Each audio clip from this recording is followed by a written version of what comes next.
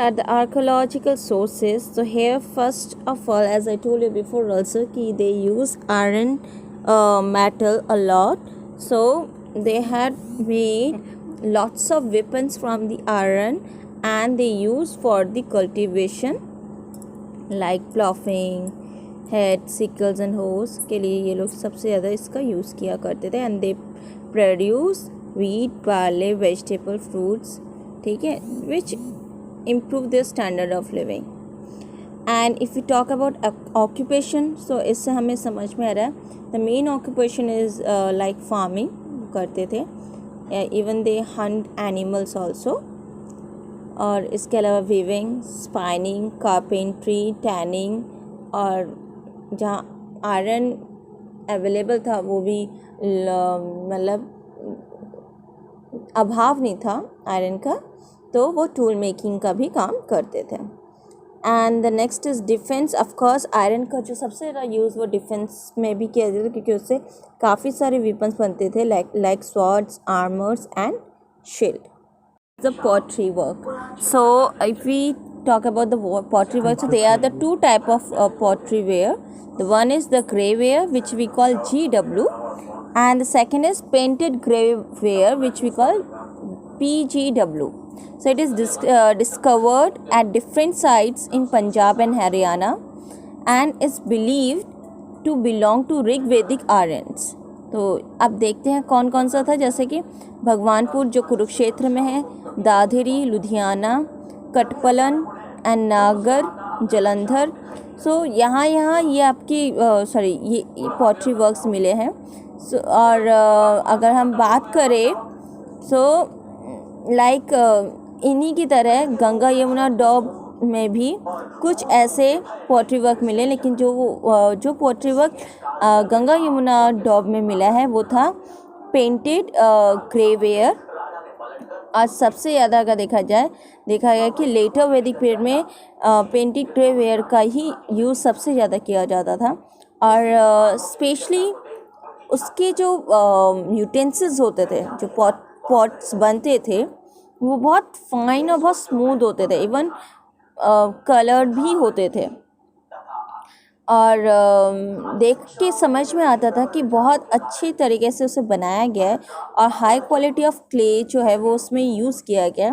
और जो डिज़ाइन देने के लिए वो ज्योमेट्रिक पैटर्न्स का यूज़ करते थे, जो कि ब्लैक कलर के लिए यूज़ करते थे, और फ्लोरल पैटर्न्स भी यूज़ किया जाता था, सम सिंबल्स भी यूज़ किया जाता था इसके अलावा. तो और जो पॉटरी वो बनाते थे उसके जो माउथ है वो हमेशा ऊपर मतलब ओपन रखा जाता था. सो इस तरह की पॉटरी वर्क उस टाइम पे किया जाता था.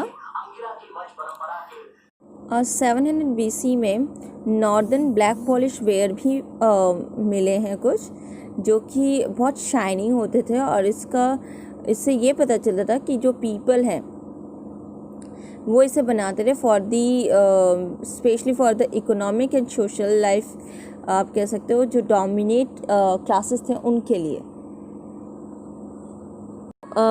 We are going to discuss the early settlements of the Aryans. So अगर हम अर्ली सेटलमेंट्स की बात करें तो इससे ये पता लगता है कि they just first settle down near by the rivers like which are just origin from the mountains.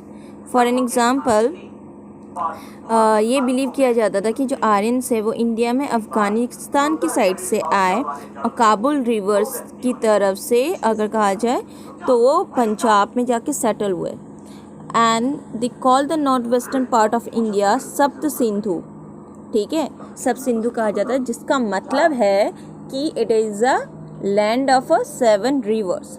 अब 7 रिवर्स कौन कौन से थे? सिंधु, ठीक है, जिसे इंडस के नाम से जाना जाता है आज के टाइम, रवि, बीस, सतलज, झेलम, चेनाब एंड सरस्वती. ठीक है, अब जो रीजन्स ये कवर करते थे वो था ईस्टर्न अफगानिस्तान, पंजाब, कुछ पार्ट्स आपके वेस्टर्न उत्तर प्रदेश के थे. ठीक है, और लेटर इसी रीजन को नेम दिया गया ब्रह्मपुत्र, और जिसका मतलब हुआ the land of the gods, क्योंकि ऋग्वेदा में ये भी कहा गया है क्योंकि जो बैंक ऑफ रिवर सरस्वती है वो सबसे ज़्यादा सैक्रेड मतलब सबसे ज़्यादा होली रिवर की तरह माना जाए। जैसे फॉर एग्जांपल द गंगा, उस टाइम वो लोग सरस्वती को भी इसी तरीके से पूछते थे। हालांकि आज के टाइम सरस्वती नदी बहुत रेयर है जो दिखती है, मतलब रेयर इस प्लेस में दिखती है, ठीक है। Now after this agriculture work की अगर हम बात करें सो दे हर्ड्स एनिमल, ठीक है। और इसके अलावा जो मेन चीज़ है कि जो न्यू कल्चर के लिए, ठीक है, अगर हम न्यू कल्चर की बात करें तो they are responsible for the new culture. और जो एग्रीकल्चर वर्क था वो बहुत स्टेबल था उनका। Now we are going to discuss about the society, and here we are going to discuss first social organization कि उन्होंने सोसाइटी को ऑर्गेनाइज किस वे में किया था। और इसमें सबसे पहले हम डिस्कस करेंगे about both the periods, later भी और अर्ली वैदिक पीरियड भी, किस तरीके से उन लोगों ने पूरे सोसाइटी को इस्टेब्लिश किया था।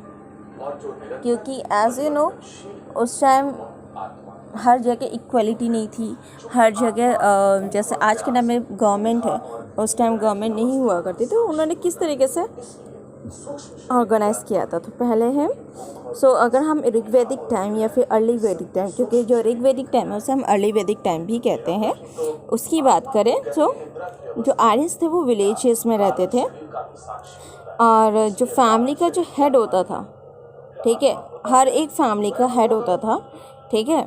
It means like suppose your family, आपकी फैमिली भी है, हमारी फैमिली भी है, तो इस तरीके से फैमिली जो है वो fundamental unit of this society, मतलब हर एक फैमिली को उस तरीके से इम्पोर्टेंस दी जाती थी, ठीक है।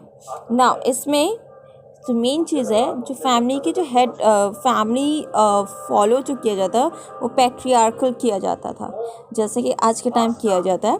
Like for example the head of your family will be your father और योर ग्रैंडफादर और मे बी योर अंकल, ठीक है। बट अब सपोज आपके ग्रैंडफादर मतलब नहीं रहे, तो उनके बाद वो हेड कौन होगा?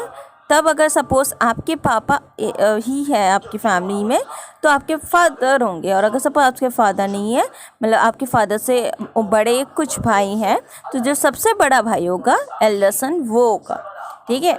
तो this is called a process. तो उसमें अगर सपोज ग्रैंड फादर एक्सपायर्ड हो गए तो ग्रैंड मदर को वो पोजीशन दी जाए, तो उस टाइम ऐसा नहीं होता था। जो हेड है फैमिली का वो हमेशा मेल पर्सन होता था, ना कि फीमेल पर्सन, ठीक है। नाउ इसके बाद जो है दैट इज़ जो हेड होता था उसे गृहपति, कुलपति भी कहा जाता था, ठीक है। अब जो फैमिलीज है, काफ़ी कुछ फैमिलीज मिलके ग्राम बनाती थी जिसे हम कहते हैं विलेज, ठीक है। और ऐसे ही कुछ विलेजेस मिलके विशा फॉर्म करती थी, और इसी तरीके से कुछ विशा मिलके जना बनाते थे। अब जो ग्राम के जो हेड होते थे, मतलब जो विलेज के हेड होते थे, उसे ग्रामीणी कहा जाता था। और विशा, a group of village is called विशा। सो Visha's head known as Vishapati, and Jana, the group of Visha called Jana. So the Jana is head is known as Rajan or King, ठीक है। तो आपको पता लगे सबसे छोटा था विलेज, विलेज के बाद आता था आपका विशा, और विशा के बाद फिर जना, ठीक है। नाउ द नेक्स्ट इज, अब जना का हेड मैंने आपको क्या बताया, that is king. Okay, so king govern with the help of ministers. अब उनके मिनिस्टर्स कौन कौन से थे? उनके मिनिस्टर्स में वो ग्रामीणी means the head of the village को भी इंक्लूड किया जाता था। ग्रामीणी, पुरोहित और सेनानी। ग्रामीणी आपको पता ही है, हेड ऑफ द विलेज, जो कि विलेज के काम को देखा करते थे, ठीक है। और पुरोहित, he helps to do the religious ceremonies, पंडित जिसे आज के टाइम पे हम कहते हैं। नेक्स्ट इज सेनानी, ठीक है। तो सेनानी का जो मेन काम था वो था आर्मी को देखना, ठीक है, और he was a commander of the army, तो वो आर्मी के जो सारे कार्यकाल हैं वो सब चेक किया करते थे। इसके बाद आइए, लेकिन उस टाइम जो आर्मी थी वो रेगुलर आर्मी नहीं थी, ठीक है, मतलब वो उतना मेंटेनेंस नहीं करते थे जैसे कि आज के टाइम हमारी कहते हैं जल आपकी बात करें तो वाटरवेज, एयरवेज और लैंडवेज में हमारी आर्मी है, और जो अमाउंट है वो बढ़ता जा रहा है, उतना मेंटेन भी किया जाता है। तो लेकिन एकदम स्टार्टिंग टाइम में जब आर्यंस थे तो उस टाइम वो लोग मेंटेन नहीं करते थे, वो सिर्फ थोड़ा सा ही वो कोशिश करते थे जितना एक जो बहुत ही काबिल है उन्हें रखे, और बाकी वो कोशिश करते ड्यूरिंग द वॉर टाइम वो क्या करते थे, वो ग्रामीण मतलब विलेजेस की हेल्प लेते थे जिससे कि वो भी उस वॉर का पार्ट बन सके। नाउ द नेक्स्ट इज, जो ऋग्वेदिक टाइम में लीडर्स का जो चॉइस किया जाता था, लाइक लीडर्स लाइक राजा, नहीं, राजा को भी हम इंक्लूड कर रहे हैं, राजा और विषपति एंड ग्रामिणी, तो उनके लिए वोट दिया जाता था। सो जो इलेक्टेड होते थे, ठीक है, उन्हीं को ही वैसे पावरफुल पोजीशन मिलती थी।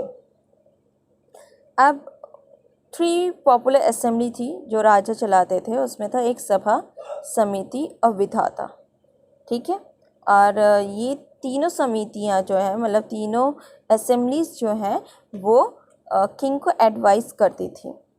So first we are going to discuss the Vidatha. So विधाता जो है सबसे बड़ी आप कह सकते हो वो थी असेंबली थी जिसमें इकोनॉमिक, मिलिट्री, रिलीजियस और सोशल फंक्शनिंग से रिलेटेड परफॉर्म भी किए जाते थे और उसके बारे में डिस्कशंस भी किए जाते थे और इवन डिसीजंस भी लिए जाते थे।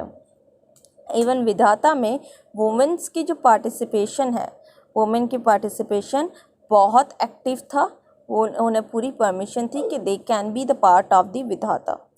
नाउ द नेक्स्ट इज समिति। तो समिति is made by the people, ठीक है, तो जो लोगों का डिस्कशन था। सभा मतलब काउंसिल्स ऑफ एल्डर्स जो कि एडवाइजरी और जुडिशियल्स फंक्शंस करते थे, जैसे कि अगर किसी ने गलत किया है तो उसे क्या सज़ा मिलनी चाहिए और कौन कौन से रूल्स एंड रेगुलेशन पास करने चाहिए, तो ये सब सारी चीज़ें डिस्कस होता था। समिति स्पेशली जो स्पेशल ओकेशंस है उन सब का डिस्कशन करती थी और उन सब का डिसीजन लिया करती थी। नाउ अब लेटर वैदिक पीरियड की बात करें तो किंगशिप जो है मतलब राजा बनना वो हेरिडेटरी हो गया।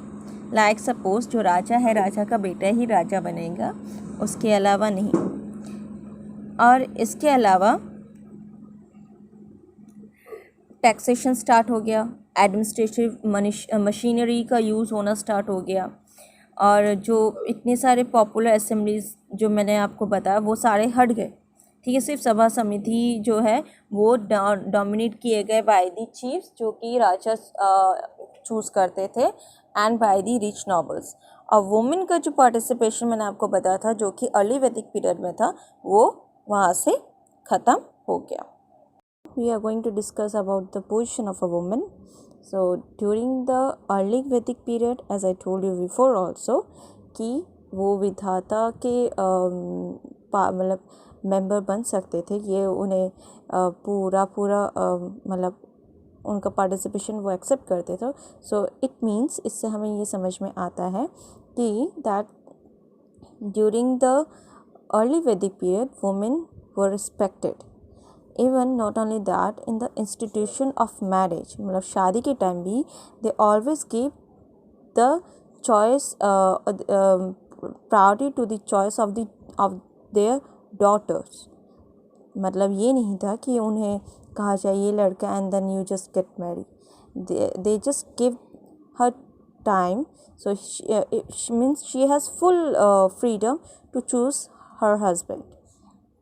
सिर्फ यही नहीं, उस टाइम विडो मैरिज भी प्रिवेलेंट था, ऐसा नहीं कि अब विडो नहीं कर सकती है। और चाइल्ड मैरिज उस टाइम नहीं होता था। जो मैरिजेबल एज था वो था 16 to 17। But if you talk about later Vedic period, so later Vedic period में वोमेन को वो पोजीशन नहीं दिया जाता था जो कि अर्ली वैदिक पीरियड में था। पार्टिसिपेशन ऑफ वोमेन इन यज्ञास वो ज़रूरी नहीं समझते थे कि ये बहुत ज़रूरी है। और प्रॉपर्टी का भी अधिकार जो है वो वोमेन को नहीं दिया जाता था। और इसके अलावा हस्बैंड चूज़ करने की भी जो परमिशन है, जो फ्रीडम है, वो भी उसे नहीं दिया जाता था।